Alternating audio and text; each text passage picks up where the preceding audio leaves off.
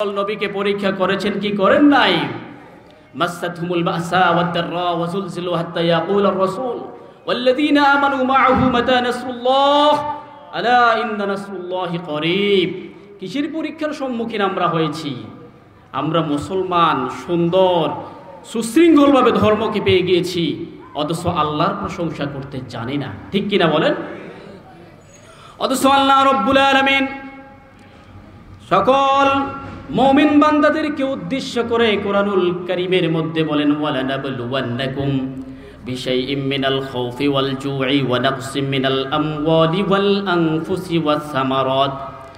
আমি তোমাদেরকে ভয় দিয়ে, ভীতি দিয়ে, জলোচ্ছ্বাস দিয়ে, সুনামি দিয়ে, সন্তান দিয়ে সন্তান কেড়ে নিয়ে, সম্পদ দিয়ে সম্পদ কেড়ে নিয়ে, ক্ষমতা দিয়ে ক্ষমতা কেড়ে নিয়ে পৃথিবীর জমিনে আমি তোমাদেরকে পরীক্ষা করব।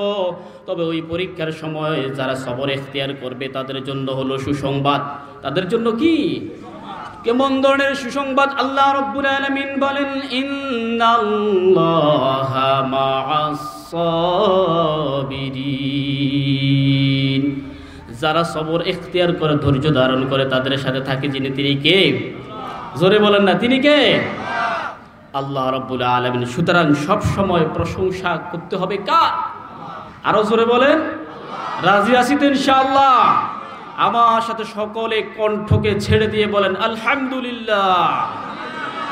রব্বানা লাকাল হামদ হামদান কাসীরান তাইয়িবান মুবারাকান ফীহি ইয়া রব কামা ইয়ানবাগি লিজালালি ওয়াজহিকা ওয়া আযীমি সুলতানিক।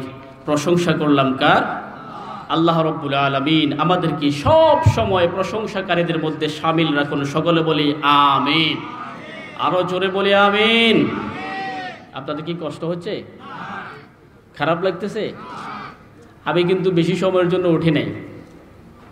ইনশাআল্লাহ বক্তারা চলে এসেছেন, আলোচনা করবেন। মাহফিলটি হচ্ছে বন্ধুয়া তরুণ সমাজের উদ্যোগে 21তম ঐতিহাসিক তাফসিরুল কোরআন মাহফিল। আজকের এই মাহফিলে যিনি সভাপতিত্ব করছেন বিশিষ্ট শিক্ষা অনুরাগী, অত্র স্কুলের এই স্কুলের নাকি প্রাক্তন কাজীবাগ স্কুলের ধর্মীয় শিক্ষক, শ্রদ্ধাভাজন ব্যক্তিত্ব, বহু ছাত্রের শিক্ষক। আল্লাহ তাআলা ওনার হায়াতকে দারাজ করুন, আমিন বলি সবাই। আজকের মাহফিলে বিশেষ আলোচক হিসেবে আমাদের মধ্যে একজন ফেনীর অহংকার, ফেনীর গৌরব, যার আলোচনা ব্যাপক। আপনারা ইনশাআল্লাহ ধৈর্য ধারণ করে ওনার আলোচনা শুনবেন। আমার প্রিয় ভাই মুফতি মোহাম্মদ আলী সাহেব আজকের মাহফিলে প্রধান মুফাসসির হিসেবে যিনি আসন অলঙ্কৃত করবেন, আমার অত্যন্ত প্রিয় ব্যক্তিত্ব, আমার প্রিয় ভাই, বর্তমান সময়ে আলোড়ন সৃষ্টিকারী, কোরআন সুন্নাহর ভিত্তিতে কথাবার্তার জগতে দ্বীনের দায়ী হিসেবে নিজেকে সর্বাবস্থা বিলীন করে জেনে দিয়েছেন প্রিয় ভাই আল্লামা মোল্লা মোহাম্মদ নাজিমউদ্দিন সাহেব। পোস্টারে যাদের নাম রয়েছে ওনারা সহ মঞ্চে আমরা যারা আছি, আমরা সহ আমার সম্মুখে বসা আমার দিন প্রেমিক ভাইয়েরা, কোরআন প্রেমিক ভাইয়েরা, বাবারা, ছোট্ট ছোট্ট কচিমণিরা, পর্দার অন্তরালের সতী সাধবা শ্রদ্ধেয়া সম্মানিতা মা ও বোনেরা, আমি আবারও আপনাদেরকে সশ্রদ্ধ সালাম দিচ্ছি। আসসালামু আলাইকুম ওয়া রাহমাতুল্লাহি ওয়া বারাকাতুহু। কি রে বাবা, সালামের উত্তর আরো জোর হইতো না নাকি? হ্যাঁ, মাশাআল্লাহ। সালাম এমন একটা জিনিস, আজকে সালাম নিয়ে তিতকারি হয়, কথা ঠিক কিনা বলেন? কিছু কিছু মানুষ সালামকে ব্যক্তি সম্মানের উপর আঘাত চিন্তা ভাবনা করে। কিছু কিছু ব্যক্তি সালামকে তুচ্ছ তাচ্ছিল্যভাবে ব্যবহার করে, আর কিছু কিছু ব্যক্তি সালাম নেওয়ার জন্য অপেক্ষা করে। এবার বলুন তো, সালাম দেনেওয়ালা বড় নাকি নেনেওয়ালা বড়? দেনেওয়ালা বড়। আল্লাহর হাবিব বলেন, সবচাইতে বখিল ওই ব্যক্তি যেই ব্যক্তি সালাম দিতে জানে না, নিতেও জানে না। আমরা কি বখিল? কথা বলেন, বখিল? সালাম এমন একটা জিনিস, সর্বপ্রথম হযরত আদম আলাইহিস সালামকে যখন সৃষ্টি করা হয়েছে তাকেও সালাম দেওয়া হয়েছে, ঠিক কিনা? মিশকাত শরীফের 1 নম্বর হাদিস খুলে দেখেন। এইভাবে সালামের কথা যদি বর্ণনা করি, অনেক সময় দরকার। আল্লাহ রাব্বুল আলামিন বলেন কোরআনুল কারীমের ভিতরে প্রত্যেকটা নবীদেরকে সালাম দিয়েছেন। আল্লাহর হাবিব এই সালামের সম্পর্কে বলেন দোয়া কবুল হোক, এমনটা যদি তুমি চাও নবীদের প্রতি সালাম প্রেরণ করো। ওয়া সালামুন আলাল মুরসালিন ওয়ালহামদুলিল্লাহি রাব্বিল আলামিন। আবার আপনি আমি যখন মৃত্যুবরণ করব, জান্নাতের দিকে নিয়ে যাবে, তখনও সালাম দেওয়া হবে, সালামু কাওলাম মির রাব্বির রহিম। সুতরাং সালামের ব্যাপারে কোনো বখিলামি করব না, ঠিক কিনা বলেন? আমি যদি বলি আমি ইমাম সাহেব, আমি কেন সালাম দেব, আমাকে সালাম দিতে হবে, আমি বড়, তাহলে বখিলের পরিচয় দেওয়া হবে। কিসের পরিচয়? আবার এই সালাম কিন্তু এমনভাবে বর্ণনা করা হয়েছে কিয়ামতের আলামতের মধ্যেও পড়ে যায়। সালাম ভয়ে দিবে। কিসে দিবে? ভয়ে সালাম দিবে। আমরা ভয়ে সালাম দেব না, আমরা বিশ্ব নবীর আদর্শকে ফলো করে সালাম দেব। সুতরাং যারা মনে করে আমরা ভয়ে সালাম দিই তারা মিথ্যা বলবে। আমরা আল্লাহকে রাজি খুশি করার জন্য সবাইকে সালাম দেব। কথা ঠিক কিনা বলেন? কাউকে খুশি করার জন্য নয়, কারো মন রক্ষা রাখার জন্য নয়। আল্লাহ রাব্বুল আলামিন সওয়াব দিবে বিশ্বনবীর আদর্শ, আর আমরা হলাম বিশ্বনবীর উম্মত। বিশ্বনবীর উম্মতের কাজ হলো সর্ব অবস্থায় ছোট বড় ধনী গরিব সবাইকে সালাম দিতে হবে। সুতরাং আবার সালাম দিতেছি, আসসালামু আলাইকুম ওয়া রাহমাতুল্লাহি ওয়া বারাকাতুহু। আমি ব্যক্তিগতভাবে জ্বর সর্দিতে আছি, এই জন্য একটু রংসা খাইতে হইব। তো রংসা খাইতে গেতে একটু জিকির করলে ভালো হয় না? কি বলেন? ইনশাআল্লাহ লা ইলাহা ইল্লাল্লাহ, লা ইলাহা ইল্লাল্লাহ, লা ইলাহা ইল্লাল্লাহ।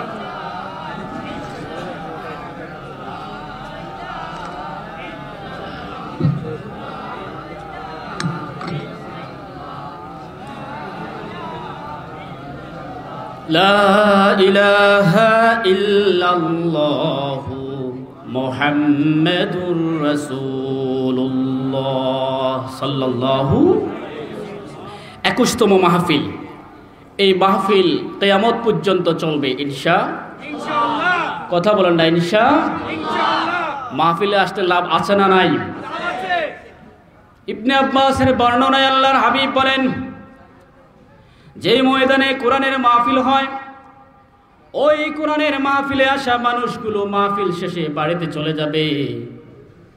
ইবনে আব্বাসের বর্ণনায় বিশ্বনবী বলেন, যেই ময়দানে বসেছিল ওই ময়দানটা সারা রাত পর্যন্ত তাদের জন্য রহমতের দোয়া করতে থাকে।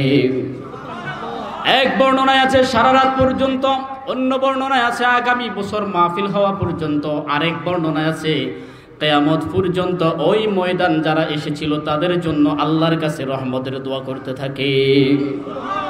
সুতরাং মাহফিলে এসে লাভবান হয়েছি নাকি হই নাই?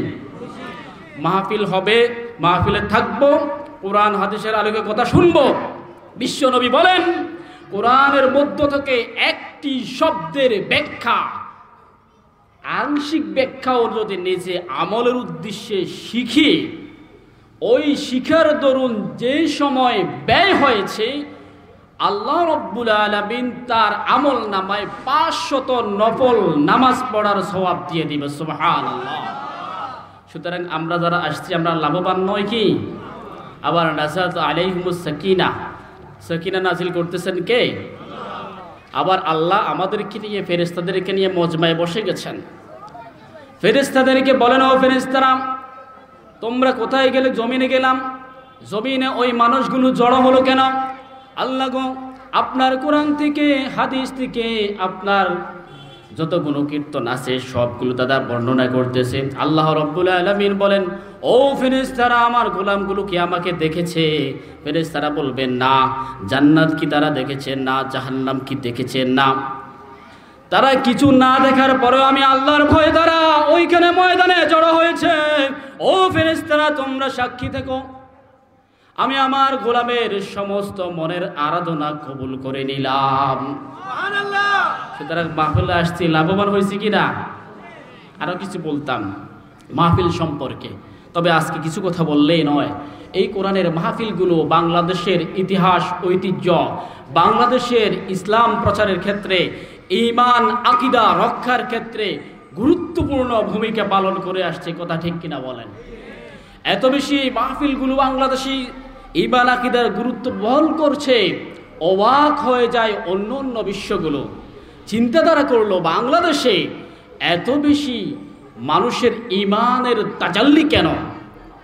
ঈমানের তাজাল্লি তারা কেমনে পরীক্ষা করে জানেন? মাঝে মধ্যে কিছু নাস্তিক মুরতাদ আল্লাহর বিরুদ্ধে, কোরআনের বিরুদ্ধে কথা বলে কি বলে না? তাসলিমা নাসরিনের মতো বেশ্যার কথা বলে কি বলে নাই? বাংলার মুসলমান দল মত নির্বিশেষে ঐক্যবদ্ধ হয়ে মাঠে ময়দানে কোরআনের পক্ষে, ঈমানের পক্ষে সোচ্চার হয়ে নেমে পড়েছে, আর সমস্ত কুফার সম্প্রদায় থর থর করে কেঁপেছে। কথা ঠিক কিনা বলেন? প্রশ্ন হলো, মানুষের ঈমান আকীদা এত বৃদ্ধি কেন? 2004 সালে ওই গোয়েন্দা সংস্থা বের করলো, 200 জন বিশিষ্ট ওই গোয়েন্দা সংস্থাটা তৈরি করা হয়েছিল। তারা তন্ন তন্ন করে খুঁজে দেখলো বাংলাদেশে প্রত্যেকটা গ্রামে মহল্লায় কোরআনের তাফসীর মাহফিল হওয়ার কারণে, বিশ্ব নবীর জীবনীর আলোকে আলোচনা করার কারণে নারী পুরুষ ওইখান থেকে শুনে ইসলামের দিকে ধাবিত হয়ে ঈমান আকীদা এত বেশি বৃদ্ধি পেয়েছে, প্রয়োজনে কোরআনের জন্য তারা মাঠে ময়দানে জীবন দিতে পর্যন্ত প্রস্তুত হয়ে যায়। কথা ঠিক কিনা বলেন?